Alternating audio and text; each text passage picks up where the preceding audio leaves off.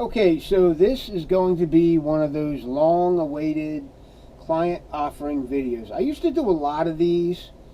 Then things got super busy, and I didn't really have the time to do them, so I was just putting clients' sheaths on Facebook, things like that. But I figure I'd get to it. This client asked me to do it, so I'm going to do it. Client offerings video, these are going to Australia. You guys stay tuned. We'll talk about them, and we'll see what's up with them.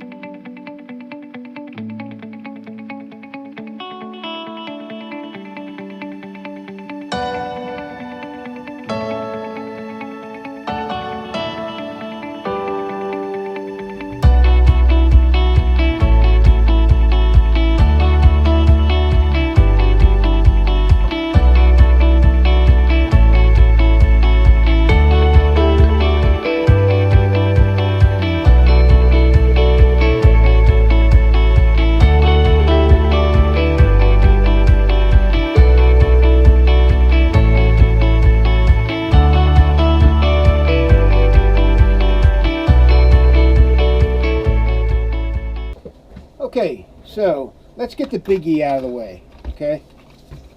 This is a JX5, no longer in production. I'm gonna make a prediction, right?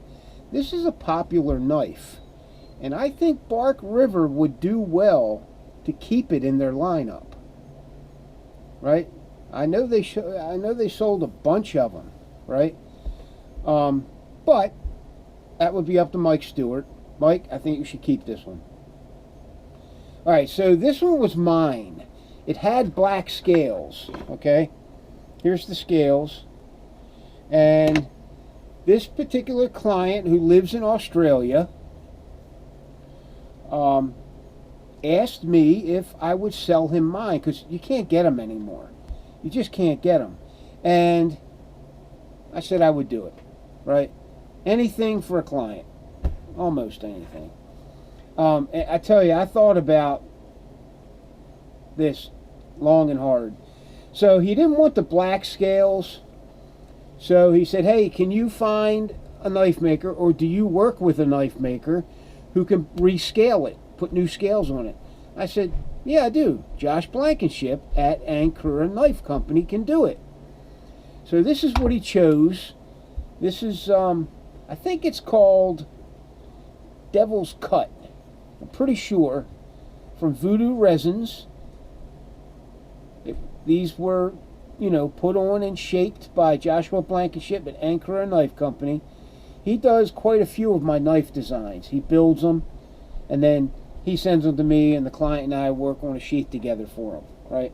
So basically, from us, you can get a custom knife and sheath system.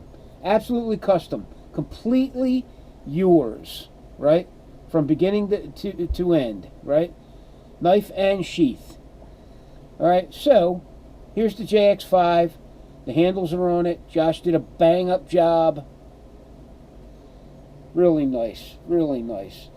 The client wanted me to put a 90-degree spine on it, so I did that for him. It's got red liners. Really beautiful. I tell you, it came out nice. I'm jealous. I want to keep it now, right? But I gave my word, so it's going. It's going. And I'm just going to put the original scales in it. He can change them over if he wants. Why he would want to, I don't know. But okay, so there's that. Here is the sheath system. This is a huge hunk of CPM 3V. Good choice of steel for this blade. That is hard to do with JX5. Get a click. Most makers do a pop top where you lift it out from the spine, but I'm pretty good at getting retention where there's none to get. So, Beach and Tactical Sling for baldric carry, right? That's Jacob Peterson at the Prepper's Bunker. He makes these. And I purchased them from him, and I put them on select sheath systems if a client wants a nice tactical sling for a baldric carry, right? There we go. Okay, so it's basically, you know, you wear it like this, right? And it hangs down in front, right? And you can also straighten out the voodoo dangler, straighten it out, and hook both of these clips into the D-ring and do it as a vertical baldric carry too. Okay, so let's check it out. This is flat dark earth carbon fiber, 093. Actually, it's thicker than that though. It's like this one comes in at like 095, maybe 096. Face mount, Phoenix E12 V2, version 2, 3 different settings, right? detent button on the back. This is a great light for guys that don't want to spend a whole bunch of money, right? These are not super expensive, these lights, but they are durable, waterproof. They toe the line, or I wouldn't use them. I've done a lot of testing of flashlights to put them on our sheath systems, and Phoenix has come through in every category that I need. You know what I mean? So that doesn't mean I won't put your light on there. Just that, you know, if you want me to furnish the light, and that's usually the way this works, all the options are included in the sheath system. You say, hey Doug, I want a light, I want a ferro rod, I want a compass. It's all included, okay? Face mount ferro rod, Sunto compass. What else we got? Side mount, fine diamond rod sharpener, Molly lock clip. He could also put a tech lock on this if he wanted to. There's several different ways to carry this system, and it's comfortable. Baldric carry's comfortable. When I'm out in the field and I'm not in a tactical situation, right? And I'm out camping or whatever, I like baldric carry. It's comfortable, right? You just sling it over your neck, slide the thing wherever you want, and boom, you know. Especially if it's a big knife, right? And this is a big knife, right? Never get tired of that. Hey, that's the #1 reason guys purchase a Kydex sheath. It's for that retention that you get. And if your sheath doesn't do that, you might want to consider getting another one, or have somebody else make it, or whatever, right? So there it is. Okay, the fine diamond rod sharpener, the holder, becomes a mount plate on the back for mounting options. Okay, it is stable, right? You can't bend it up or anything. It's strong. I double it up, and I make the Kydex just a little bit thicker in the heating process, and it's nice and stable. All right. So, like I said, if it didn't work well, I wouldn't do it. I'd be embarrassed. You know, I don't like doing things that don't work. Other guys have tried that, and that's why they're not in business, right? So, okay? So there's that one. I'm going to put it down here. Okay, next one. This is a Bark River Bravo 1. Now, since this client's in Australia, I purchased this knife on his behalf off of eBay. and they've all been sharpened. I sharpened all his knives for him. I put 90-degree spines on the ones that he wanted 90-degree spines on. He's got a package here that goes with it with 4 ferro rods, a large ferro rod, and something else. Oh, the compass is actually on one of these. This one. The compass is on this one. The extra compass that he wanted. Okay.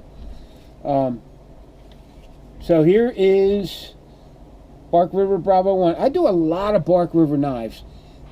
Bark River makes great knives, right? It's just across the board, it's just a fact, right? And they're not super duper expensive, right? They are considered semi-production knives. But if you think about it, really think about it, these are custom knives. They're all hand finished, right? Everything's done by hand. So that's why if you have a Bark River knife and you want me to put a sheath system on it, you gotta send me the knife. It just won't work any other way. And if somebody's telling you you don't have to do that, then you're gonna I'd go with somebody else if they're telling you that, right? So there it is. Here's the sheath system for it. Voodoo dangler system. This is scuba webbing. This is coyote brown scuba webbing. Nice and stiff. It's about as stiff as leather. Sometimes stiffer, right? I love it. It's great stuff. That's why I use it. It's thicker than regular webbing, right? More durable. This is a great loop, belt loop material if you don't want to take care of leather. I do leather also, right? Here's a leather one, right? But if you want no muss, no fuss, I have it in black, coyote brown, and OD green. Face mount ferro rod, Sunto mini compass, combat lock belt clip. Okay, now these combat lock belt clips, I prefer them over tech locks for most occasions, for most belt carry situations, because they're easier to use, right? In my opinion. Tech locks are great clips, but when you have it on your belt, these are easier to use because you just press 2 buttons and open it up. And just take my word for it. If you don't have any experience with either one, just take my word for it, or test it out yourself and you'll see. A lot of times when you have a tech lock on a sheath and it's on your belt, it's hard to get it off sometimes, especially with that redundant lock they have. This is a redundant system that's kind of foolproof, right? As long as you press both of them together, it'll open. But if you press just one, it won't. So that's a good redundant locking system, in my opinion. Okay? So there it is. Combat lock belt clip. The Kydex is black basket weave. It's really super thick. I get it in 2 thicknesses. Super thick and okay thick, right? If you want super thick, great. In most cases for smaller knives, the okay thick is okay. It's good. It's a little thicker than 080, right? That's 80 thousandths of an inch, right? But this is sold as 93 thousandths, but it's way thicker than that, right? Most of the time when I get it, okay? And I like that. I like tough, military grade, mil-spec stuff, right? Just lasts longer, and it's going to toe the line. It's going to take care of you in the field, all right? So there's that. Here is a sheath system that I built for Joshua Blankenship calls this the Ark. All right, the Ark Knife. It's a nice little EDC. It's got a profiled handle. It's got gun coat on it. It's sort of kind of like Cerakote. Pretty tough stuff. Great little knife. Here's the system. Now I had this for sale, and the client said, hey, I want to buy that, just add it to my order. So that's what we did, right? So there's that. This is called Medusa, this Kydex, Medusa. Then Voodoo dangler system, leather belt loop. This one's leather. Okay, there's that. Okay, so he wanted a necker, right? So this is our Viper necker. It's my design. It's built by Josh at Anchor It's built by Josh Blankenship at Anchor Knife Company. This is one of those custom knife and sheath systems, right? He builds the knife, then he sends it to me, and you and I work on a sheath together for it. Guys, the sheath that you carry your knife in matters. It's like eating a sandwich without bread. You know, if you get a crappy sheath on a knife, it doesn't do you much good in the field. Especially if it's chinchy. You're either going to hurt yourself, or you're going to lose the knife, or there are so many accidents in the field. I can just think back to my military days, guys with crappy sheaths and accidents. I could tell you some stories, especially losses. You know, guy's got a leather sheath, he lost his knife. Why? Well, the snap came undone. Imagine that. All right. So there's that face mount, face plate, right? This is red carbon fiber. Red carbon fiber with, I'm trying to remember what this is. I call it red lava pattern. It's like bubbles. It's pretty cool. It's pretty cool looking. His other one is like that too, same pattern. That the big JX5 sheath, the options are done in this. Okay. All right, so there's that. This is a necker. So he's got a lanyard, right? Very nice. Viper necker. This is a hybrid scales. It's part it's either G10 or micarta, and that devil's cut right in the middle. He's good. Josh is good. That's why I work with him. If he wasn't good, I wouldn't work with him. Here's the backpacker. Okay, this is the last one. The backpacker. This is my design. Josh builds it, right? Sends it to me. You and I work on a sheet together for it, and this is what this client wanted. This is a pocket carry. Okay, it's a ulti clip. This is an ulti clip. I have a couple of other different clips for pocket carry also, if you're interested in pocket carry. They're all pretty comfortable carries. Okay. Pocket carry is real convenient. You just slip it in your pocket. This goes on the edge of your pocket. You clamp it down, and it's not coming off. It's just not going to come off, right?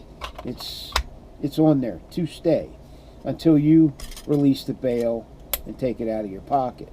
Okay. Pocket carry is very convenient, and I could put this ulti clip on different places on the sheath. Okay. That's how this one's set up. He can take it off, put it on the other side. He can take it and put it down here if he wants. He can hang it this way. All kinds of different ways to put this thing on. Okay? Alright, so there's that. This is, pretty sure this is ironwood. Ironwood. The steel is CPM 3V. Oh, no, I'm sorry, not this one. This one's 80 CRV2. It's a good high carbon steel that's easier to sharpen. It's easy to sharpen, holds an edge for, you know, not like CPM 3V does, but it holds an edge pretty long, right? I don't ever let my knife get dull in the field anyway. When I'm finished using it, I run it on a strop or run it on a ceramic and a strop or whatever, but I never let it get dull, right? Okay, there's that. Boom. Okay, that's it for this order. Like I said, it's going to Australia. All right, guys. I hope you guys make it. Have a good journey. See ya.